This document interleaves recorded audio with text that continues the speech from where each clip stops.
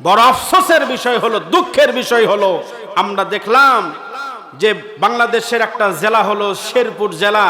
শেরপুর জেলায় শ্রীবর্দীতে একজন ইসলামী আন্দোলনের একজন অন্যতম সিপাহ সালার, শ্রীবর্দী উপজেলার জামাতে ইসলামের একজন সম্মানিত সেক্রেটারি, ওই থানার সেক্রেটারি সাহেবকে গত 2 দিন আগে আমরা দেখলাম যে ওখানে একটা আপনার নির্বাচনী ইশতেহার একটা মাঠে সমস্ত সেখানে যে সমস্ত লোকজন, ভাই এভাবে চিল্লা পাল্লা না করি ভাই, একটু সমস্যা হচ্ছে। আমরা এমন একটা অবস্থা দেখলাম ওই জায়গার ভিতরে যে সিএন নিয়ে মারামারি করতে করতে একজন ইসলামী আন্দোলনের কর্মীকে হত্যা করলো, ঠিক কিনা জোরে বলেন। এজন্য আমরা চাই এই বাংলাদেশ আমরা বিগত 17 বছর যা দেখছি, আমরা একটু খামোশ হন, ইনশাল্লাহ ঠিক হয়ে যাবে। আমরা আগামীর বাংলাদেশ দেখতে চাই, কোরআনের বাংলাদেশ, ঠিক কিনা জোরে বলেন।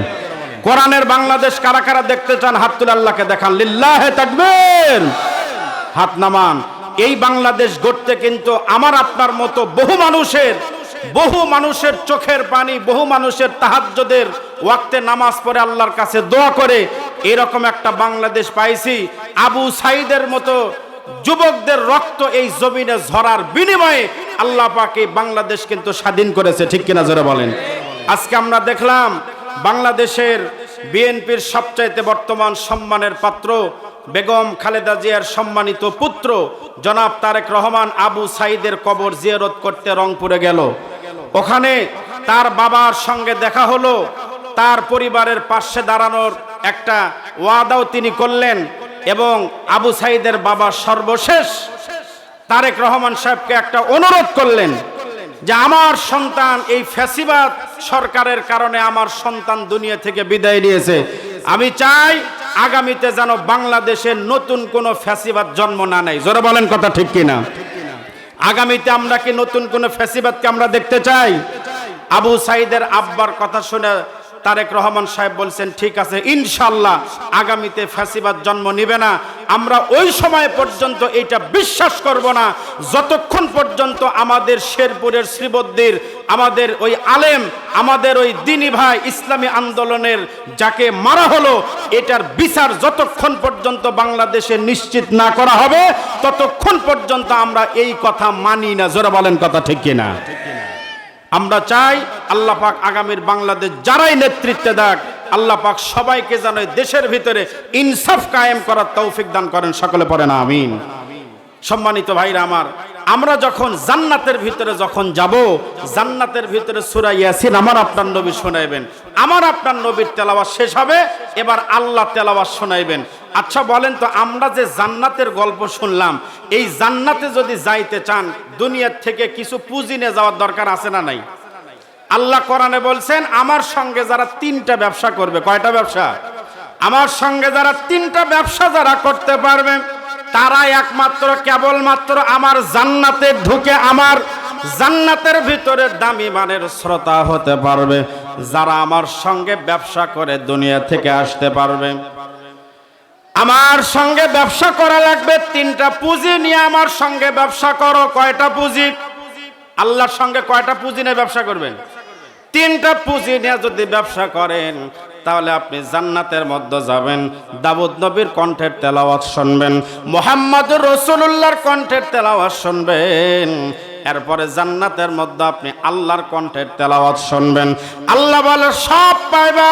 আমার জান্নাতের শ্রোতা হিসেবে যদি থাকতে চাও তাহলে দুনিয়ার মধ্যে 3টা আমল করো, আমার সঙ্গে 3টা ব্যবসা করে দুনিয়া থেকে কবরে আসো। আল্লাহ সেই 3টা ব্যবসার কথা আল্লাহ কোরআনে বলেন, ইন্নাল্লাযীনা ইয়াতলুনা কিতাবাল্লাহ ওয়া আকামুস সালাহ ওয়া আনফাকু মিম্মা রাযাকনাহুম সিররাও ওয়া আলানিয়াতান ইয়ারজুনা তিজারাতাল লান তাবুর। আল্লাহু আকবার জোরে বলেন। আল্লাহ বলেন 3টা ব্যবসা, 3টা পুঁজি লাগবে। 1 নাম্বার যে পুঁজি নিয়ে আমার সঙ্গে ব্যবসা করবা, 1 নাম্বার পুঁজি হলো কোরআন তেলাওয়াত লাগবে। কি লাগবে? আল্লাহর সঙ্গে ব্যবসা করতে হলে 1 নাম্বার পুঁজি লাগবে কি? কোরআন তেলাওয়াত। আমরা কি করি কোরআন তেলাওয়াত? কোরআন তো সেভাবে আমরা পড়ি না। এই যে সামনে রমজান মাস আসতেছে কিছুদিন পরেই, আর কিছুদিন পরেই তো মাহে রমজান। এই রমজান মাসে অনেক এলাকায় দেখবেন সূরা তারাবি আর খতম তারাবিলে মারামারি আছে না নাই? আবার যারা সূরা তারাবি পড়ে ওরে এদের মশান বাড়ে, কয় এই তুর্কের এলাকাত কয় মিনিট লাগে? বলে আমাদের তো 20 রাকাত তারাবি 30 মিনিট লাগে। কয় কি কোষ, আমাদের মসজিদের ইমাম এত ফাস্ট 20 মিনিটে 20 রাকাত নামাজ শেষ করে দেয় রে। কয় তাহলে তো কাল থেকে তোদের মসজিদে যাওয়া লাগবে। তাহলে আমাদের অবস্থা হলো আমরা কোরআন পড়িও না। রমজান মাস হলো কোরআন নাজিলের মাস। এই মাসে পর্যন্ত নামাজ পড়ার ভিতরে হাইরে তাড়াহুড়া। বাংলাদেশের মানুষ মনে করে তারাবি মানে হলো তাড়াতাড়ি, ঠিক কিনা জোরে বলেন? তারাবি মানে হলো ধীরে সুস্থে, নামাজের নাম হলো তারাবি। আর আমরা তারাবি বানাচ্ছি হলো যত জোরে পড়া যায় তার নাম মনে হয় তারাবি। সম্মানিত ভাইরা আমার, এজন্য আল্লাহর সঙ্গে পুঁজি লাগবে কোরআন তেলাওয়াত। আগামী রমজানে আমরা সকলে কমপক্ষে একটা কোরআন খতম দেওয়ার চেষ্টা করব ইনশাআল্লাহ।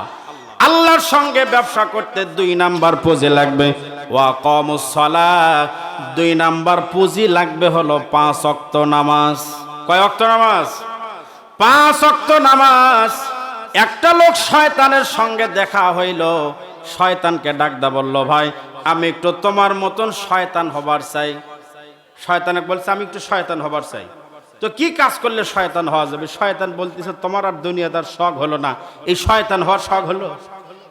আমার দুনিয়ার সব মানুষ গাল পারে আর তুমি শয়তান হতে চাও মানে? বলে না ভাই একটু বলেন, আমি আপনার মতো শয়তান হবার চাই। তখন শয়তান বলল, ভাই তাহলে 2টা কাজ করা লাগবে, 2 কাজ করলে তুমি আমার চাইতে বড় শয়তান হতে পারবা। কোন 2 কাজ শুনতে রাজি আছেন আপনারা? 1 নাম্বার, আমার মতো আমার চাইতে বড় শয়তান হবা যখন তুমি নামাজ পড়ো কিন্তু নামাজের ব্যাপারে অলসতা করবা। ও হলো আমার চাইতে বড় শয়তান। যাই নামাজের ব্যাপারে কি করে? নামাজের ব্যাপারে অলসতা করলে ও হলো বড় শয়তান। 2 নাম্বার যে গুণ থাকা লাগবে বড় শয়তান হওয়ার জন্য, মিথ্যা কসম খাওয়া। কি কসম? আমাদের এলাকায় কসম আছে না নাই? পোষা মাছ বিক্রি করতেছে আল্লাহর কসম খায়া। এরকম কিছু লোক আছে না? 500 টাকার লুঙ্গি বিক্রি করবে, আল্লাহর কসম খায় বলতেছে ভাই 1 ফুট রং উঠবি না। আছে না নাই? আমি এই গত সিজনে একটা গামছা কিনছিলাম, 300 টাকা দিয়ে গামছা কিনছি। দেওয়ার সময় বলে দিল হুজুর 1 ফোঁটা রং তুলতে পারবেন না। বাড়িতে এসে ধোয়ার পরে দেখি পুরা বালতি খালি রক্তাক্ত হয়ে গেছে। কেরে তুই আল্লাহর কসম খায় বিক্রি করলু এই পোষা গামছা? আমাদের সমাজে কিছু ব্যবসায়ী আছে 5 টাকার লোভ সামলাবার পারে না। এরা কয় আল্লাহর কসম ভাই, আল্লাহর কসম করে বলতেছি ভাই এই জিনিস এই রকম, এর চাইতে ভালো জিনিস হয় না। দেওয়ার পরে আসে দেখেন ভাঙ্গাচুরা জিনিস দিছে। এই জন্য শয়তান বলল যে আমার মতো শয়তান হতে চাইলে 2টা কাজ করো। এই কথা শোনার পর লোকটা ডাকদা বলল, ভাই এতদিন পর্যন্ত আমি মসজিদে যাইতাম আজানের পরে, নিয়ত করলাম আগামী থেকে আমি আজানের আগেই আমি মসজিদে যাব। আমি আগে সত্য কসম খাইতাম, আজ থেকে নিয়ত করলাম আমি আর জীবনেও কোনোদিন আমি আর মিথ্যা কসম তো দূরের কথা, আমি আর কোনোদিন সত্য কসমও আমি কাটবো না। আল্লাহু আকবার জোরে বলেন। এই জন্য ইমানদার যদি আপনি হন, আপনি কখনোই নামাজ আপনি বাদ দিতে পারেন না। আপনি যদি ইমানদার হন তাহলে আপনি কোনোদিন মিথ্যা কসম 2 টাকার জন্য আপনি কোনোদিন মিথ্যা কসম কাটবেন না।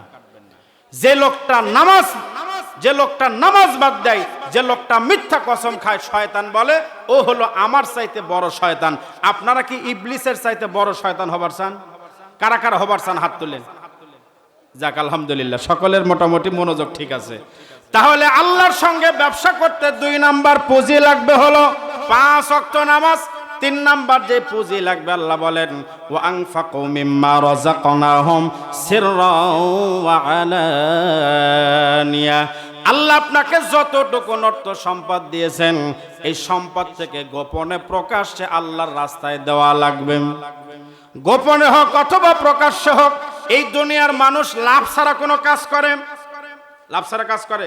এখন যদি আপনাকে বলি ভাই আপনি একটু আপনাদের আশেপাশে বড় নদী আছে নাকি? ছোট নদী আছে? কি নাম আছে? কি নামে নদী আছে? ছোট যমুনা। এখন যদি আপনাকে বলি ভাই আপনি একটু ছোট যমুনায় যাবেন, একটা লাফ দিবেন, উঠে আসবেন, আপনি জিজ্ঞেস করবেন হুজুর আপনি কি দিবেন? বলবেন না? এখন আপনাকে যদি বলি ভাই আপনি ছোট যমুনা থেকে গোসল করে আসলে আপনাকে 10 টাকা দিব, কয় টাকা? আচ্ছা কেউ আপনারা যাবেন? বলবেন হুজুর আমার শরীর তো ভিজান দূরের কথা, হাতই তো ভিজাবো না আমি। কিন্তু এখন যদি এ ঘোষণা হয় যারা যারা ছোট যমুনায় গিয়ে গোসল করে আসতে পারবে তাদেরকে প্রত্যেককে 1 লক্ষ করে টাকা দেওয়া হবে। কয় লক্ষ টাকা? এই ঘোষণা দেওয়ার পরে আপনাদের আগে আমি বক্তার সহসভাপতি আগে দৌড় মারবো। কয় কি রে? আল্লাহ বলে এরা লাভ ছাড়া কোনো কাম করে না। আল্লাহ জানায় দিলেন তোমরা যদি এই 3টা ব্যবসা আমার সঙ্গে করতে পারো লাভ হলো এর বিনিময়ে তোমরা জান্নাতি হইতে পারবা। আল্লাহু আকবার জোরে বলেন। তাহলে 1 নাম্বার পুঁজি লাগবে কোরআন, 2 নাম্বার পুঁজি লাগবে হলো নামাজ, 3 নাম্বার পুঁজি লাগবে আল্লাহর রাস্তায় দান। আমার আপনার নবীও বলেছেন যারা আল্লাহর রাস্তায় যারা দান করে আল্লাহ রাব্বুল আলামিন তাদেরকে 5টা নিয়ামত দান করেন। কয়টা নিয়ামত? যারা আল্লাহর রাস্তায় গোপনে প্রকাশ্যে দান করে আল্লাহর নবী বলেন আল্লাহ পাক তাদেরকে 5টা নিয়ামত দান করেন। 1 নাম্বার নিয়ামত হলো আল্লাহ রাব্বুল আলামিন তাদের রিজেকের মধ্যে আল্লাহ বরকত বাড়ায় দেন। 2 নাম্বার নিয়ামত হলো আল্লাহ পাক তাদের হায়াতের মধ্যে বরকত বাড়ায় দেয়। 3 নাম্বার নিয়ামত হলো কেউ যদি আল্লাহর রাস্তায় দান করে তার সামনে যদি পাহাড় সমপরিমাণ বিপদও থাকে আল্লাহ রাব্বুল আলামিন পাহাড় সমপরিমাণ বিপদকেও আল্লাহ পাক তার সামনে থেকে দূর করে দেয়। 4 নাম্বার নিয়ামত হলো কেউ যদি আল্লাহর রাস্তায় দান করে 4 নাম্বার নিয়ামত হলো ওই লোকটার বাবা মা আত্মীয় স্বজন যারা কবরে গেছে এই দানের ওসিলায় আল্লাহ পাক তাদের কবরগুলি জান্নাতের টুকরো বানায় দেন। সকলে বলেন আমিন। 5 নাম্বার নিয়ামত হলো এই দুনিয়ার মধ্যে যদি আপনি আল্লাহর রাস্তায় 1টা টাকা দান করেন আল্লাহ রাব্বুল আলামিন আপনাকে কমপক্ষে 10 টাকার মালিক বানায় দিবে। সুবহানাল্লাহ যারা বলেন।